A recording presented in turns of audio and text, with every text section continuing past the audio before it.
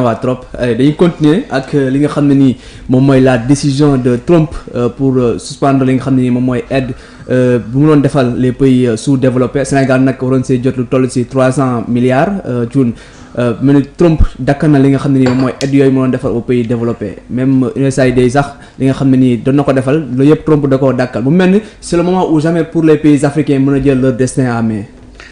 waaw xam nga Trump ndeysaan moom day wax rek adduna bi yëpp topp ko. Et Trump, il est élu pour les États-Unis. Il agit pour l'intérêt des Américains. Il n'agit pas pour l'intérêt du Sénégalais, de l'Africain, ou du Chinois, ou du Canadien. C'est pas son problème.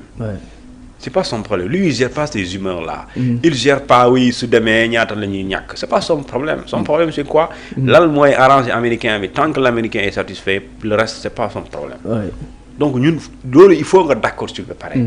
Et pour aussi d'accord, daf lay yóbbu ci responsabilité état autant que Trump il défend l'intérêt des Américains nous aussi autres Sénégalais on défend l'intérêt des Sénégalais c'est aussi simple que ça léegi nag képp ku ñu doon jàppale bu ñu daggee jàppale bi di nga ko yëg mais waroo maree ki ko dagg li nga war a def rek mooy kon man erreur laa defoon bu ma sukkandikoo ci moom parce que boo sa yëfu jàmbur du yëf. du sa yëf de loolu gars yi mën na la ko dénk rek neexal la mu neex. mais balaa ngay comprendre du sa yëf rek mu rocc ko. donc comprendre que les pays n'ont pas d'amis. ils n'ont que leurs intérêts à gérer. et ils les gèrent c'est des circonstances c'est des intérêts circonstanciels. je dis circonstanciels.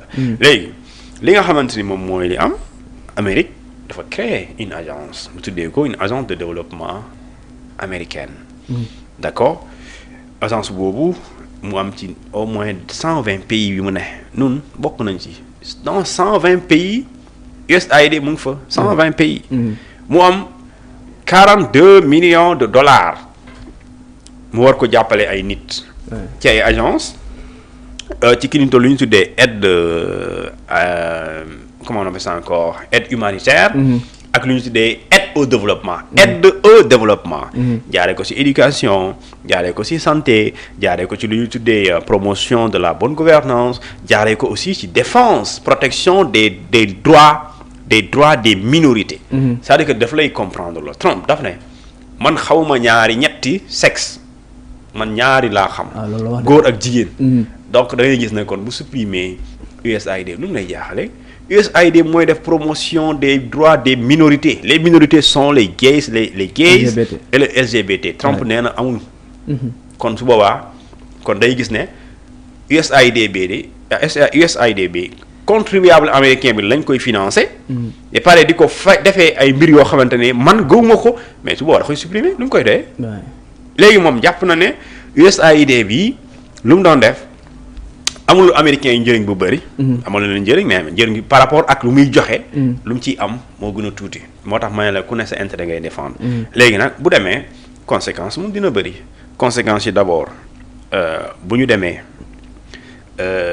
américain bi parce que dañ leen ne am ngeen le dimanche passé lañ leen envoyé courrier ñu ne leen bu kenn xëy lundi bu kenn dem bureau mooy agence USAID ñu liggéey ci Amérique la mooy nga xamante ni américain lañ maanaam ci la ñuy liggéey ñooy leen n'allez pas dans vos bureaux lundi courrier lañ ko envoyé dimanche le samedi Trump wax ne dañuy dissoudre supprimer ko le dimanche Elon Musk daal di ko wax traité ñu diriger USAID de criminel yaa ngi dégg compte Twitter parce que moom Twitter boobu ñu supprimer ko USAID amoon ay millions de followers site bi soo si duggee USAID.us doxul suspendre ko depuis lundi soir dimanche soir ça veut dire que pour wane na ñoom pare nañ ci yaa fi ne di commentaire ñoom pare nañ bu yàgg te Trump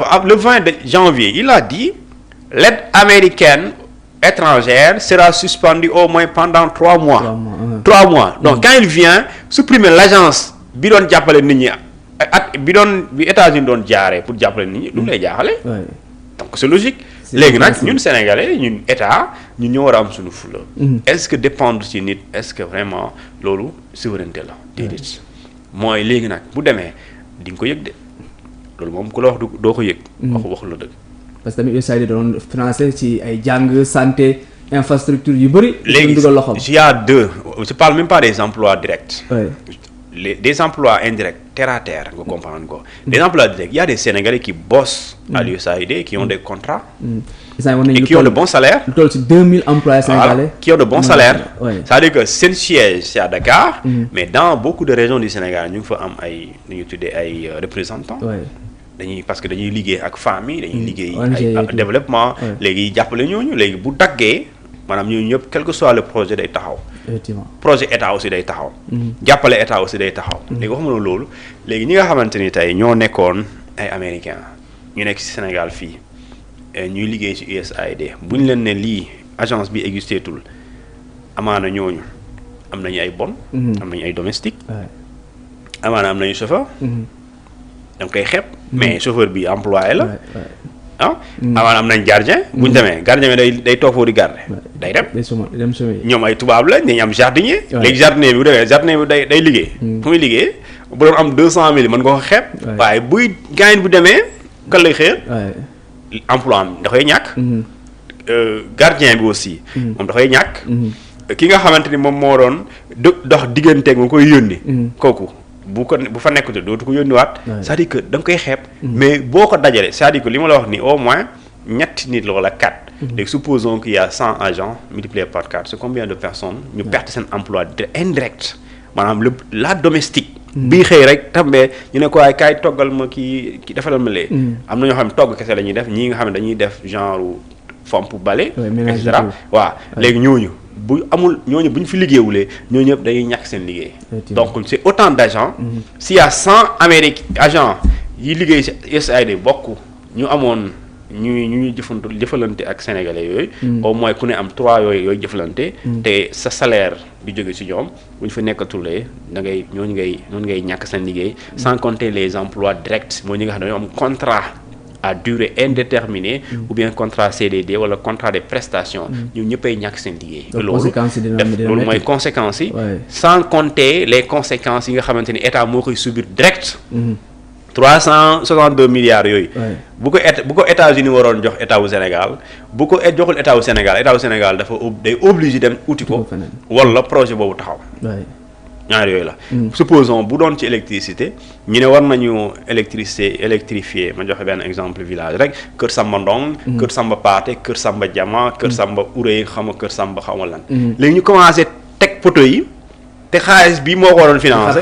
léegi waa village bi gis nañ poteau yi de ñu ngi xaar waaye bu dee taxaw na état Sénégal soit day uti xaalis. wala mu dagg ci li mu yore. wala mu xaar 3 mois wala mu wuti feneen su boobaa waa dëkk bi ñoom ñu ngi toog di xaar lamp. courant bi day taxaw projet bi day taxaw donc lu mooy conséquence yi. donc yaa ngi wax léegi c'est le moment aussi pour les pays africains ñu gën a organiser wu xool naka lañ def pour demal seen bopp parce que aussi mënuñu basé wu tout le temps sur les américains wala les européens pour mun a suqal seen économie. mais déjà terme bi rek war na mën a tax nga changer. aide au développement ndimbal pour nga soppeeku nekk. soppeeku. nga soppeeku ci point de vue économique. est-ce que ñuy dimbale. est-ce que dimbale ak indépendance wala souveraineté est-ce que ñaar yooyu ànd na. c'est paradoxal. maintenant souveraineté du lu ñu décréter on crée les conditions d'une souveraineté. On les crée et ces conditions-là c'est réfugié d'être indépendant. Indépendant de l'aide. Par exemple, l'agence africaine française de développement ak USAID c'est la même chose. France buy jàppale ay réew foofu la koy jaaree l'agence française de développement. ñii dañ ko tuddee USAID USAID USAID et cetera. aide au développement mais ñii aussi c'est la même chose léegi ñëw waroo pour nga xam ne waroo sukkandiku ci kenn pour tekki. parce que buñ la bëggee bu dee da nga jël sa lépp. teg ko ci ay réew. bis bu ñu bëggee nga nekk ci problème dañ ciy nekk. supposons tey ñu ne sénégalais yi ceeb bu ñuy bay mënu dundal sénégalais yi bu ñu tëjoon frontières yi. fu ñu koy jëlee Inde fu ñu koy jëlee Thaïlande. waaye ñii bu ñu meroo woon ak Sénégal Thaïlande yi nee nañ. du ñu jaay sénégalais du ñu exporter ceeb Sénégal. ñu ne du ñu Indien yi ne du ñu exporter ceeb Sénégal waaw c'est boobaa léegi. bu Sénégal soxlaa une commande publique nan lay demee ba am ceeb bu dee da ngeen nekk ci guerre commerciale fan ngay jëlee su boobaa buñ ko bloqué maire bi gën a sori te mu doon lekk ceeb chaque jour bu toogee benn bis mu gis ne ceeb amul ci boutique bi dina xam ne ñun amuñu indépendance donc na léegi état nag mooy créer ñu tuddee toutes les conditions possibles d'une souveraineté à la limite alimentaire et créer souveraineté alimentaire mu ngi commencer créer par ce qu'on appelle la sécurité alimentaire fexe ba dëkk bi moom lu ñuy lekk fii lu ñuy soxla lekk yeewu lekk war a tëdd lekk loolu c'est élémentaire ça c'est vital d'accord ñu fexe ba ñu assurer ko loolu mooy sécurité alimentaire bari xeex l'insécurité alimentaire mooy fii yàlla tere bu ñu amoon guerre bu ñu nekk mu dem dans 6 mois ku nekk téye sa bopp ñun dinañ góorgóorlu ba 6 mois jeex moom te duñu am parce que yàgg nañoo santé bay dundee mais ba léegi mënuñu ko matérialiser aussi léegi moo tax ma ne ça ne se décrète pas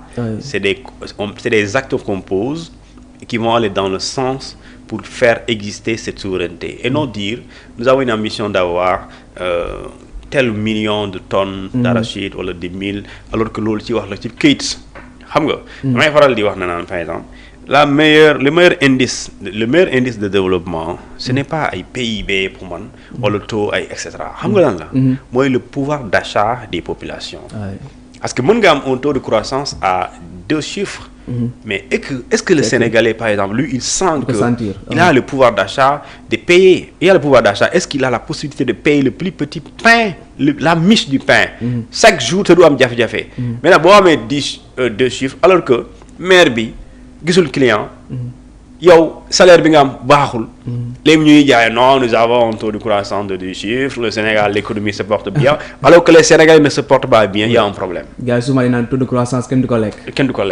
parce que foofu la. léegi nag ils vont dire non fu joxee 2 chiffres la parce que dafay refléter vécu quotidien du Sénégal moi je préfère.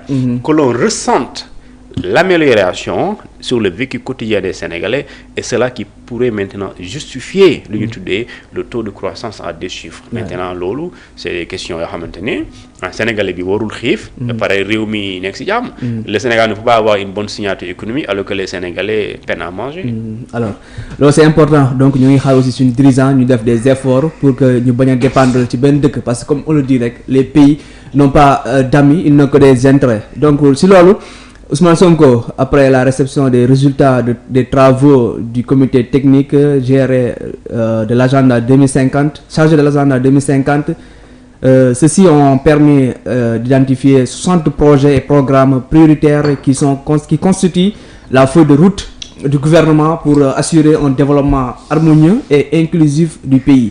Donc 60 projets pour transformer le pays. Ousmane Sonko bëgg mettre en place noo gisee bi la mbir.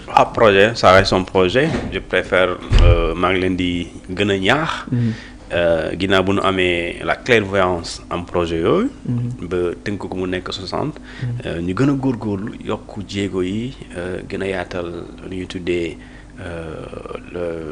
accélérer mbir yi. pour que 60 projets yooyu nekk.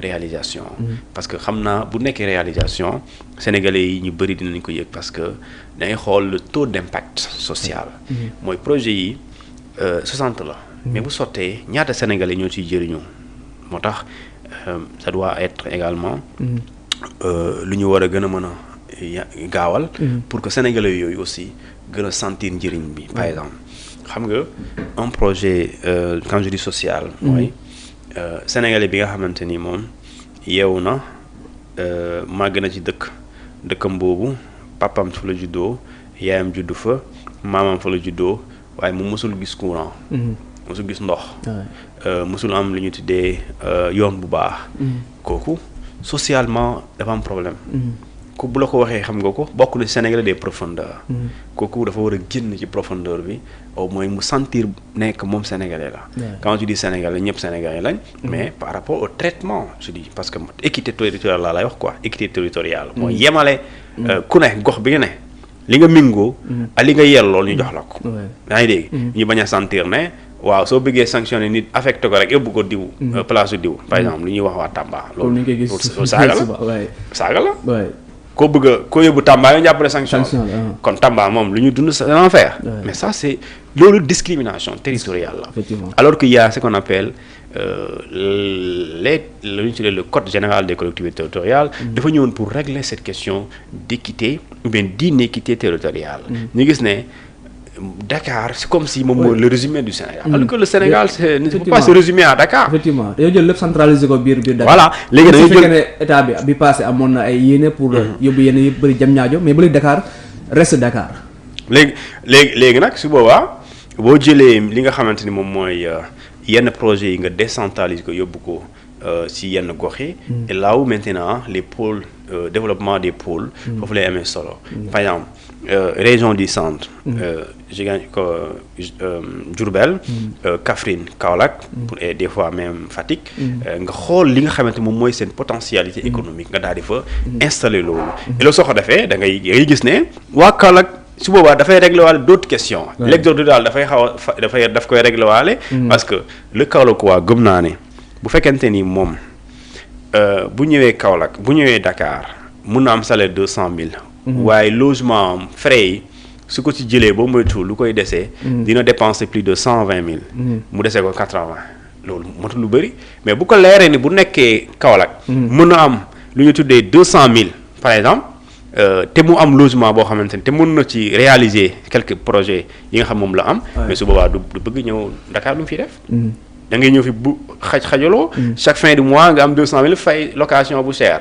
jël auto transport.